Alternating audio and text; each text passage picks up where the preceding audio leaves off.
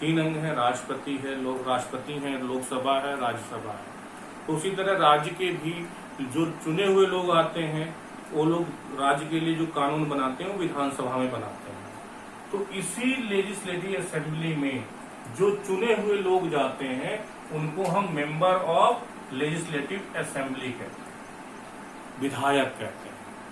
यानी हमारे प्रतिनिधि को हम, राज्य के प्रतिनिधि को जिसको हमने चुना हुआ, अगर हम किसी के इस विधानसभा लेजिस्लेटिव असेंबली या कॉन्स्टिट्यूंसी की बात करें तो हमारे जो इस समय एमएलए हैं, विधायक हैं, वो श्री प्रेमचंद अग्रवाल जी। तो आप क्लियर हो गया होगा। आप पब्लिक मीटिंग भी समझ सकते हैं। कभी कोई समस्या ज्यादा गहरी हो जाती है तो उसके लिए हमारे जो रिप्रेजेंटेटिव हैं या जो हमारे समय में पॉलिटिकल पार्टीज हैं वो लोगों के साथ आम मीटिंग करती हैं। उसी तरह लोगों की समस्याओं को फाइंड आउट करते हैं और अपने विचार बताते हैं, समस्याओं को कैसे दूर किया जा सकता है। तो बच्चों, हमने अभी तक जितना पढ़ा है उसको एक बार दोबारा रिकैप करता हूँ। पहले हमने भारत में लेवल ऑफ गवर्नमेंट पढ़ा। 3 लेवल ऑफ गवर्नमेंट है। फर्स्ट लेवल की गवर्नमेंट यूनियन गवर्नमेंट, जो पूरे देश के लिए कानून बनाती है। हर एक नागरिक को इस कानून को फॉलो करना होगा। उसके बाद राज्यों की सरकार है सेकेंड लेवल की, जिसे हम क्लास 7 में पढ़ रहे हैं। फिर है थर्ड लेवल की लोकल गवर्नमेंट। ये हमारे यहाँ डायरेक्ट डेमोक्रेसी का एक अच्छा एग्जाम्पल है, पंचायती व्यवस्था, जिसे हमने वहां पढ़ लिया था। अब हम डेमोक्रेसी के बारे में पढ़े थे, जहां पर हमने डेमोक्रेसी को रूल ऑफ पीपल कहा था, आप जानते हैं। डेमोक्रेसी के टाइप को हमने देखा, डायरेक्ट और इनडायरेक्ट। डायरेक्ट वहां पर पॉसिबल है जो देश छोटा है, डिफरेंसेज नहीं है या बहुत कम डिफरेंसेज है, या उन डिफरेंसेज को लोग आपस में मिलकर डिस्कस करके दूर कर सकते हैं।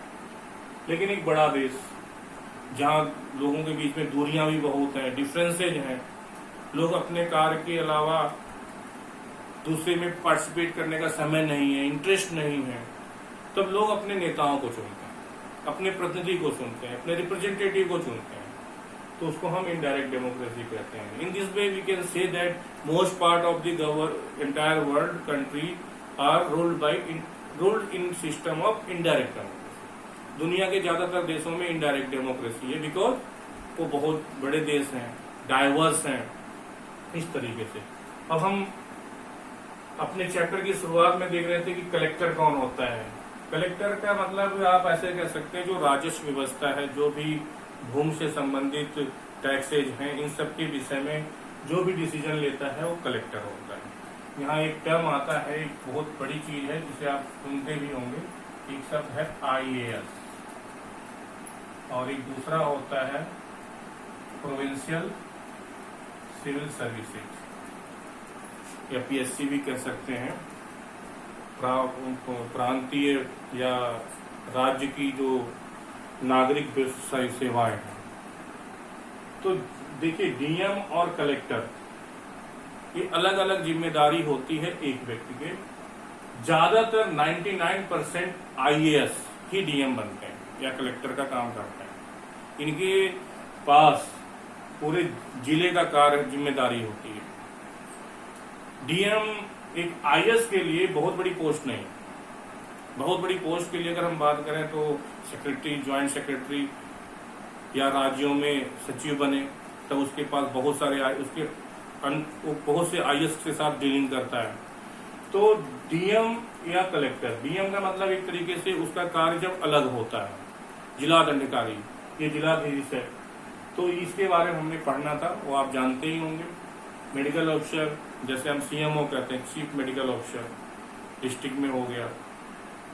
फिर उसके बाद आपके अलग अलग लेवल पे CMS वगैरह होते हैं। इनकी जिम्मेदारी क्या है? उस क्षेत्र में स्वास्थ्य सुविधाओं के बारे में लोगों को सुविधाएं मुहैया कराना, कोई समस्या है उसकी जिम्मेदारी लेना। MLA का हमें पढ़ना है, वो मैंने बात कर लिया है। कॉन्स्टिट्यूएंसी, जब चुनाव होते हैं बच्चों, उस समय चुनाव के लिए चुनाव आयोग, अगर राज्यों के चुनाव हैं तो राज्यों में चुनाव करवाने के लिए चुनाव आयोग उस राज्य को कुछ एरियाज में बांट देता है। कोशिश ये किया जाता है कि कि हर एक एरिया के पॉपुलेशन लगभग बराबर हो।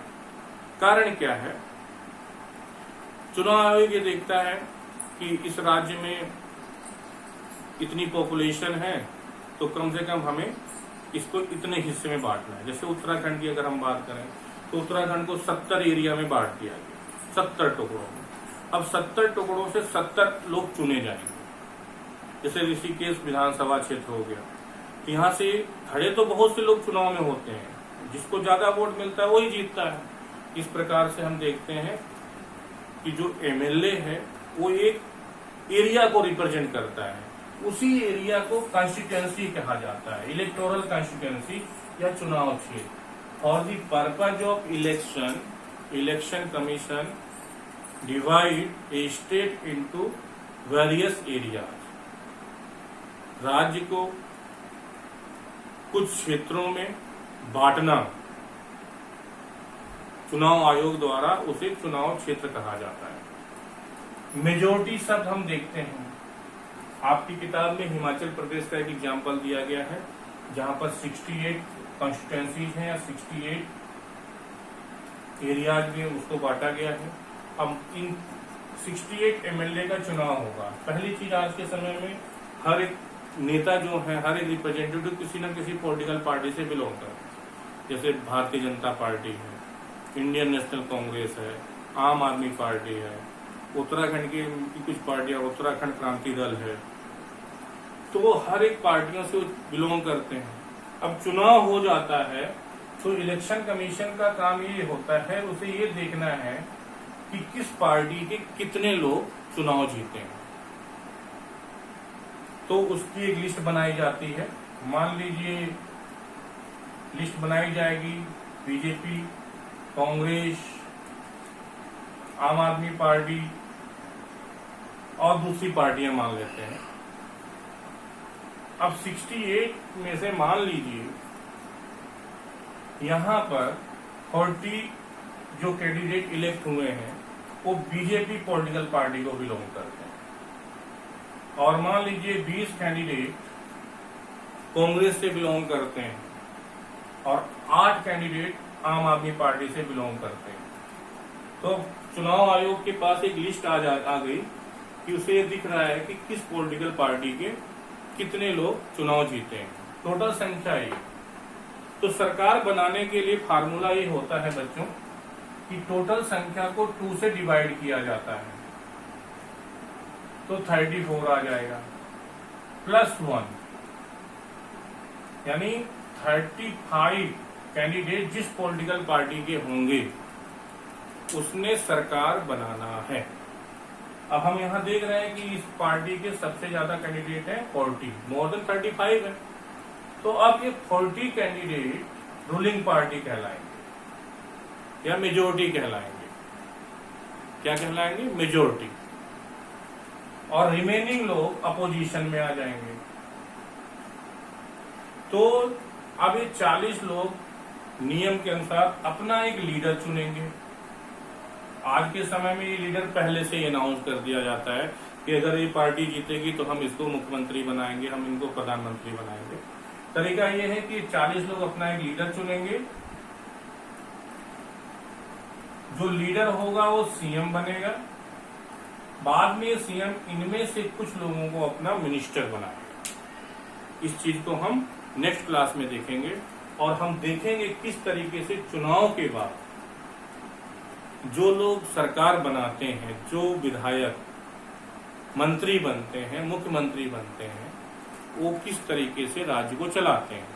और साथ ही साथ हम ये देखेंगे जो लोग सरकार बना नहीं पाते हैं, वो अपोजिशन का रोल प्ले करते हैं, तो इनका रोल क्या होता है। और बहुत ही इंटरेस्टिंग तरीके से हम इसके बारे में डिस्कस करेंगे। तो प्यारे बच्चों, आज आप इस वीडियो को दोबारा भी देख लीजिएगा। जो टर्म्स हैं इन्हें आपने समझना है। आप इसे नहीं लिखेंगे तो भी चलेगा, लेकिन आप एमएलए के बारे में जरूर लिखेंगे।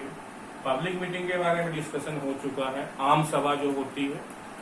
कॉन्स्टिट्यूएंसी आप देखेंगे, चुनाव के लिए जब किसी राज्य को अलग अलग हिस्से में बांट दिया जाता है और हर एक हिस्से से एक ही कैंडिडेट चुना जाता है।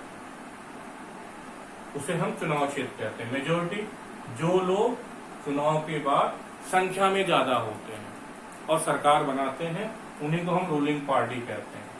और कुछ ऐसे लोग भी हो सकते हैं जो चुनाव में सरकार बनाने में सफल नहीं हो पाते हैं, तो उनको हम अपोजिशन कहते हैं।